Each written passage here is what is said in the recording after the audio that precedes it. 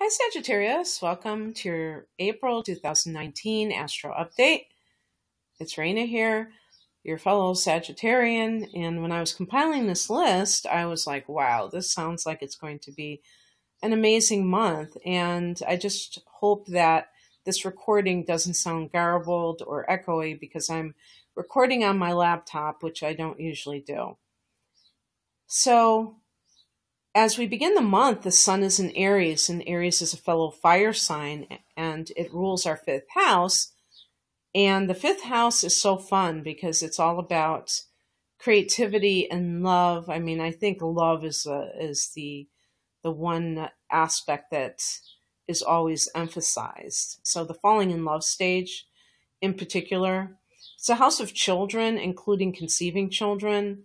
So even if you're working with children, that could, in an indirect way, kind of hint at, maybe getting a new job or something along those lines. So that could be good for people like that. But with creativity, I mean, this could be anything. This could be something that you start. Maybe you come up with an amazing idea, because we do have a new moon in this house on the 5th. And so that's new beginnings, planting seeds. Maybe you come up with this great idea for a business that you want to start. Or if you already have a business for a new product in your business, and it could be something that is really potent, powerful. Because I would certainly think that during the sun being in a cardinal sign, so I'm recording this on the spring equinox in the Northern Hemisphere, and the fall, obviously, in the Southern Hemisphere. And these are cardinal points, the equinoxes and the solstices. And so the subsequent month after these turning points, I think, can be times of great change. And as a result, we can look at April as a change agent month. And actually, in my own life, there have been significant events in my life that have happened in April.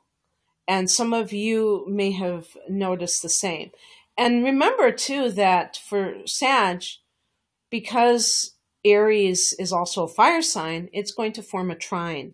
So it has a really good energy attached to it for us in particular. On the 10th, Jupiter goes retrograde in our sign. And this is in the first house of the self. So I think I was like Googling this. It's like, can a Jupiter retrograde help you lose weight?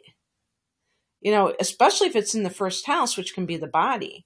I'm beginning to think that that might be the case, because Jupiter is a big ass planet, and it can definitely have a major impact, especially for a sign like Sag that is ruled by it. And actually, I took out a book from the library once. It was all about the influence of Jupiter. Now, Jupiter is not considered a personal planet, but this may have been a Vedic astrology kind of a deal, and I'm not that well versed in Vedic astrology.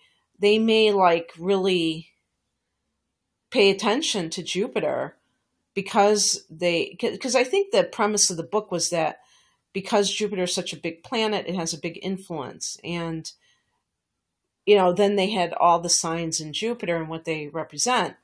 So definitely for Sag, we look to Jupiter because it is the ruler of Sagittarius. Now, in general, in this first house, this may be something that gets internalized, that has to do with your own sense of self. This can actually be a very good thing, because when Jupiter is direct in the first house, you may just be noticing opportunities presenting themselves in general in your life. I think of the first house as kind of the catch-all house, because it's that first house of the new cycle. But whether it relates to one particular area of your life or not is only for you to decide. Because when it's starting that new cycle, you can just feel that you're more aligned in some ways.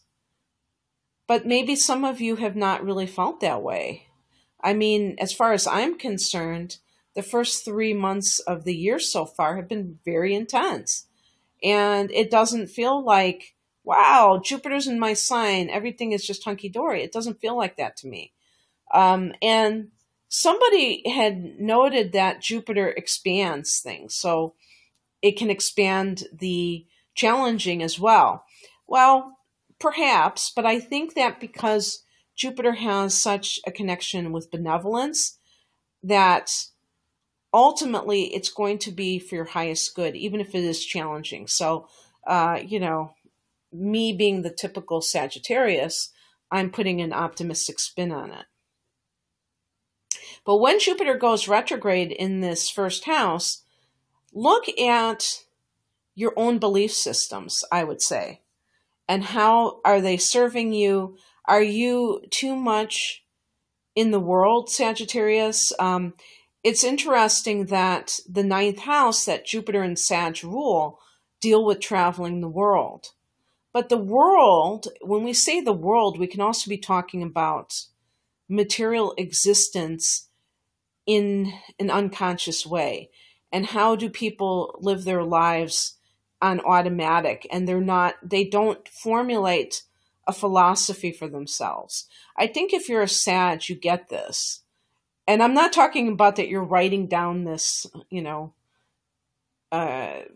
philosophy, this credo that you follow, literally, but that you, in your mind, are always thinking about what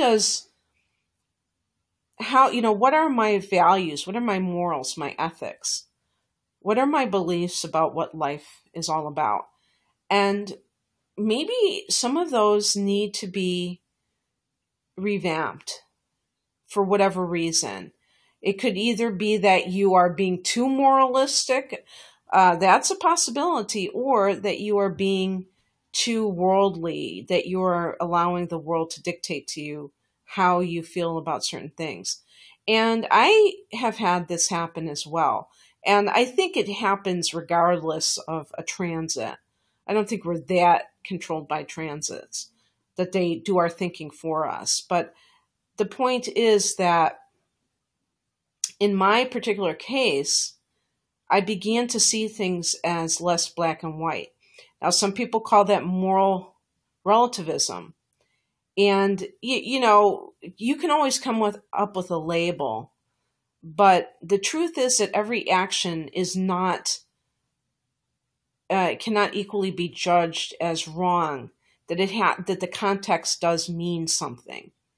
And it's not an easy concept to really absorb, because it does create, I think it creates anxiety within us because we don't want to be immoral. And it's kind of easier to have black and white do's and don'ts. And if that's how somebody feels, if their reaction to my statement makes them feel that way, then by all means continue living within your own framework. And definitely it can be dangerous, moral relativity, because people can use that to justify really bad things. And they can just contort themselves into this place where it's okay no matter what they do.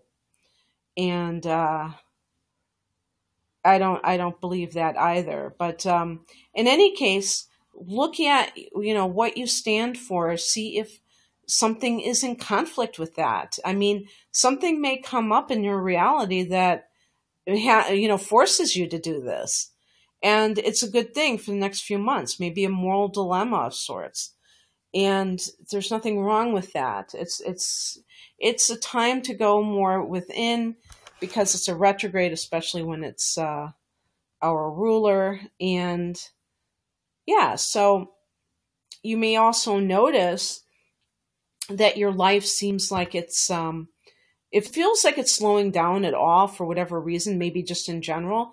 That's okay. Maybe you need more rest. Maybe you need to stop being as social if you've been very social last few months, maybe it's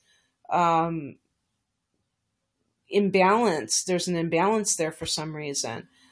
But having had a Jupiter retrograde in a money house and a work house, I know that it can, I have experienced it impacted. But then again, I've had other times where these things have happened and it wasn't because of a Jupiter retrograde.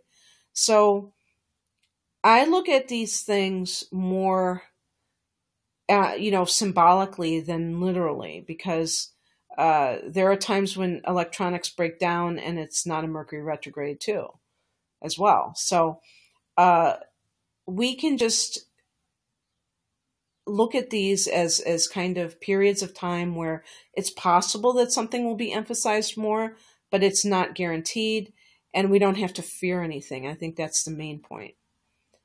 On the 17th, Mercury goes into Aries, and that's your 5th house again, so it joins the sun there. This is good for people who are writers, who write in a creative, or I should say creative writers.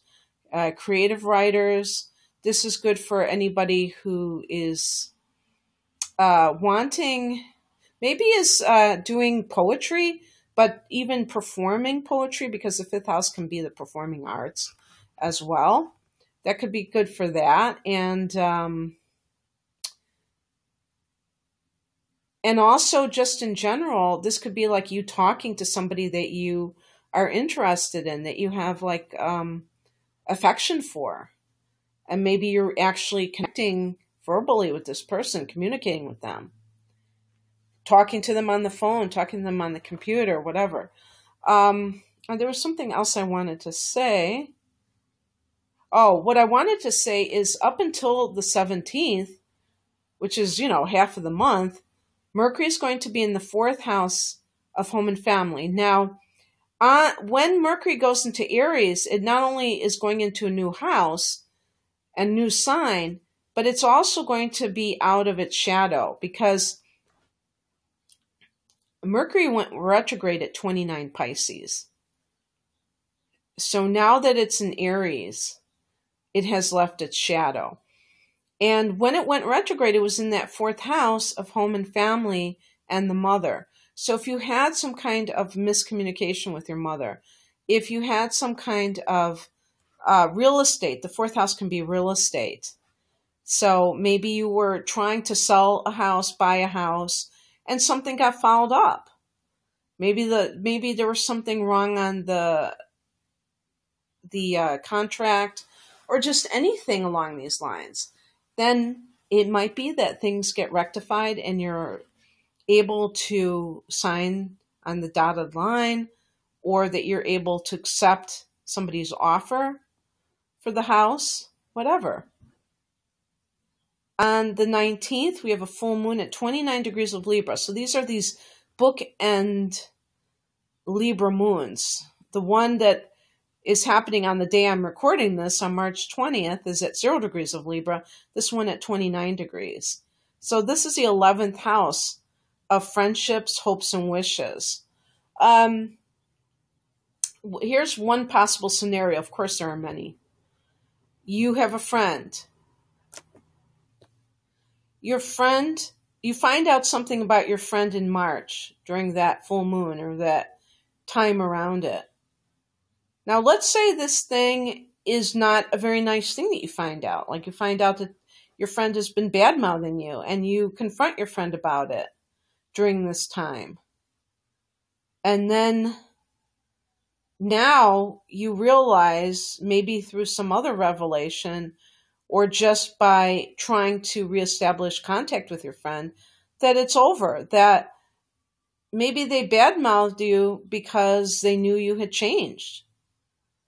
And they were like threatened by it or what have you. But the bottom line is that you no longer want to be a part of it. This can be a group that you belong to. Maybe at some point you thought that this was where you belonged, and now you don't feel the same. Or even, and you know, this could be something that happens within a month's time. Maybe you joined a group last month and right away you can see that it's just not going to happen. It's just, you're not on the same wavelength. This could be realizing a long-term desire of yours. This could be like your dream coming true. Especially at 29 Libra, it's like something's coming to fruition.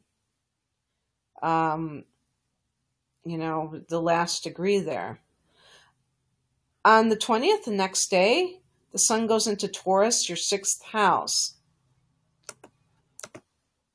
Your 6th house is a house of work, service, whatever you want to call it, and health. And the sun coming into this house means that you are starting to put your attention on this area of life for whatever reason. There can be one reason or multiple reasons, and this can lead to you trying to improve things in these areas. It's also your daily routine. So, and that could involve health too. Maybe you say, you know, I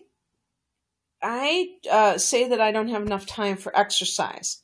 But what if I got up a half hour earlier, or an hour earlier, and I, you know, decided to walk to work? Because even though it would take me 40 minutes to walk to work, hey, that could be my exercise. I could walk to and from work, and it wouldn't be that big of a deal. I would get like a lot of exercise, and I wouldn't have to spend really much more time out of my day. So, you know, I really do believe that these little changes that are implemented gradually can make the most lasting change. Some people, and I think Sagittarians sometimes are guilty of this, the grandiose notions, you know, that Jupiter influence of like, I'm going to like train for a marathon and I'm going to do this. I'm going to be jogging every day, like all these hours and stuff. And it's like, yeah, maybe you do that, but why do I always see people starting to jog in the spring? How come, you know, where do they go? Do they hibernate in the winter? I mean, there are diehards that are jogging when there is snow, when there is rain. But, you know, you always get these people who are doing it in the spring. And same with cycling. I'm a big cyclist. I mean, you know, not competitively or anything like that, but I ride, you know, in the winter, in the summer, I ride all year round, and I don't drive a car. That's my, you know, main transportation besides my feet and public transportation. So I see these people, you know, it's inevitable when April rolls around, or March or April, they have their bikes out, but you don't see them in the winter. And that's because some people, they think they can only jog or ride a bike when the temperature is perfect. And we're talking here about consistency. So part of your schedule can be something that you know you can keep doing over and over again for years on end. That it's not going to be like this burst of activity and then you're back into your hibernation mode. And on the same day that the sun goes into this house, and oh, by the way, the sun may have a healing influence on your health, provided that you're doing your part, obviously. And Venus goes, on the same day, Venus goes into the 5th house, joining Mercury and the sun. I mean, the sun, well, the sun has just left that 5th house, joining Mercury in that 5th house. And that Venus there can mean romantic feelings. Maybe you've been talking to somebody and now you're like developing an actual relationship with them. You've already had the new moon in this house. Venus in the 5th house can also be seeing a profit from a business that you own. Like I was talking about, maybe you launched a business and you are already seeing the fruits of your labor. we have, okay, let me just say this. At the end of the month, we have 2 retrogrades in the sign of Capricorn, which is your second house of earned income. One is Pluto retrograding on the 24th, and the other is Saturn retrograding on the 29th. Now, this is the point where I say that my readings, my astrology readings, all my readings on YouTube are obviously general readings. But when I talk about astrology and I'm talking about certain dates, it seems like it's, much more detailed and things like that, and exact, and it makes it seem exact. But only with your natal chart can you really determine where these transits are going to fall. Actually, if you're Sagittarius rising, and this is your natal placement is Sag rising, or I'm sorry, if your sun is in Sag, your rising sign can be totally different. So your natal chart, could have totally different timing things. And you can look at both. I mean, you can look at your predictions based on your sun sign or your rising sign. Actually, other astrologers that I have, followed on YouTube who have been asked the same question, they will say, look at both. I personally am more comfortable when I'm doing personal readings looking at the natal chart, because I feel like at the time of birth, all the planets are in those houses. They really impact the person's personality and desires, okay? And therefore, I want to be able to tell them a lot about that. And so the reason I'm saying all of that is I'm talking about these 2, what we would call heavies in terms of planets, and they're both in that second house of earned income. But depending on your particular chart, they may not be in the second house, okay? And yet, even if they are, it doesn't mean anything bad, even though these are considered like challenging planets, because everything that I have read about Pluto can indicate wealth. And basically, what that can mean is that you can become very powerful via money. And Saturn, you may already know this, but Saturn is about discipline and organization. Sometimes Saturn is seen as like this mean father who is trying to prevent you from having a good time, from enjoying your life. So some people, resent a Saturn transit because they think that it's going to make them, not have any fun, especially a Sagittarian would think like that. And yet Saturn can make it so that you have a sense of order in your life and foundation in whatever area it falls in. And this happens to be the area of the money that you earn. But we would say in general, maybe your budget, your spending habits. Okay. Now, Sag is known to be a bit of a spendthrift. And the problem with being a spendthrift is that it can cause a person to be very unconscious about how they handle the money or the the energy or the currency, as it's called, that money represents. So if you're somebody who just blows money on things and then later says, why did I do that?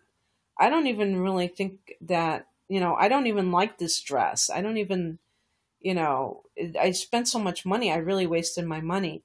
And impulse buys and things like this, Saturn can make you much more looking at the long haul and disciplined about it. And if you think about it, if you tend to be impulsive about spending money and you get this kind of an influence that causes you to hold back, that could be the best thing that ever happened to you. And So I want to get back to Pluto. You may have already experienced something along the lines of the destructive quality of Pluto, because Pluto has been in Capricorn for 11 years now. So in the United States, where the sun sign of the United States is Cancer, we have that opposition from Pluto. And that really dovetails with the economic collapse. January 2008, right on time.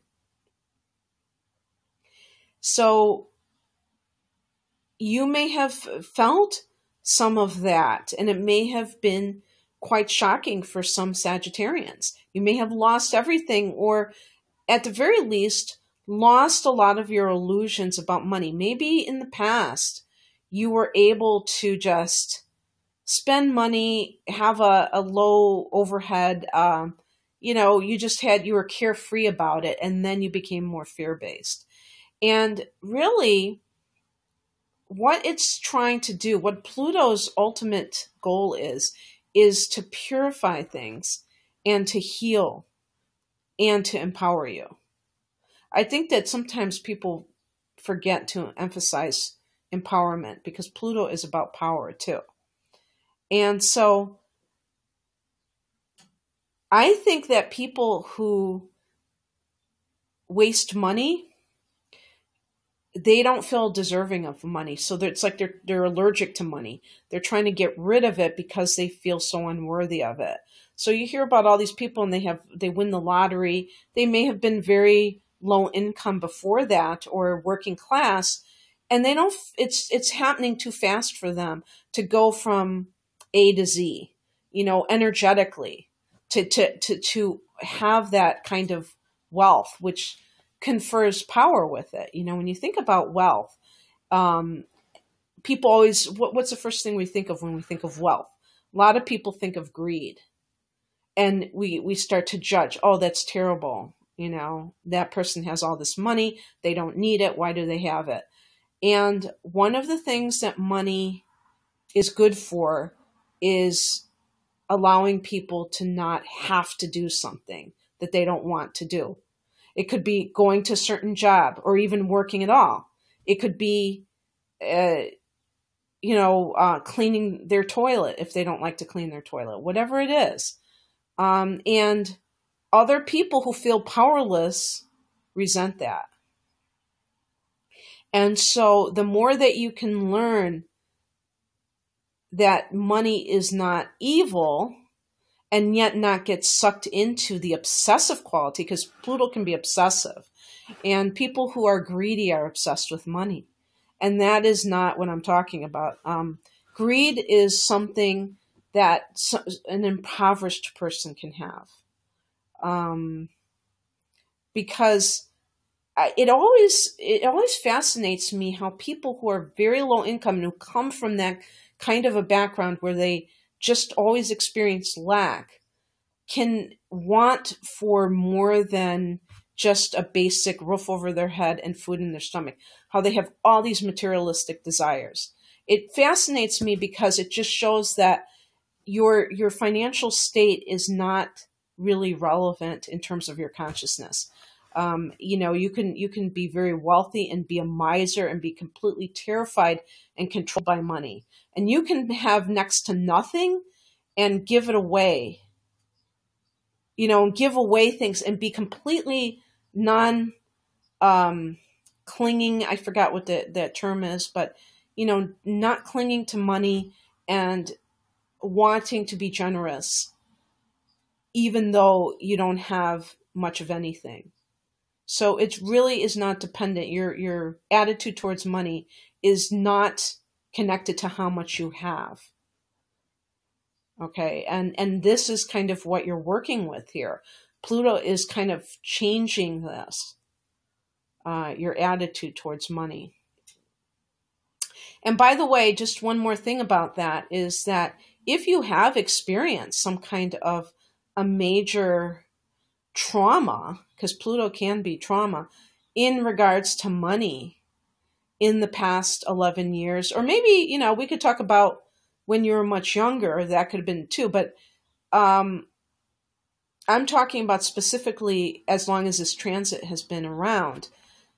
You have to be careful because you don't want to overreact and then you become very fear-based. Like I had said initially, some people, they may have come from a carefree feeling about money, and then, they had some calamity, and then all of a sudden they do a 180 and they're like fearful. And that was not the point of it.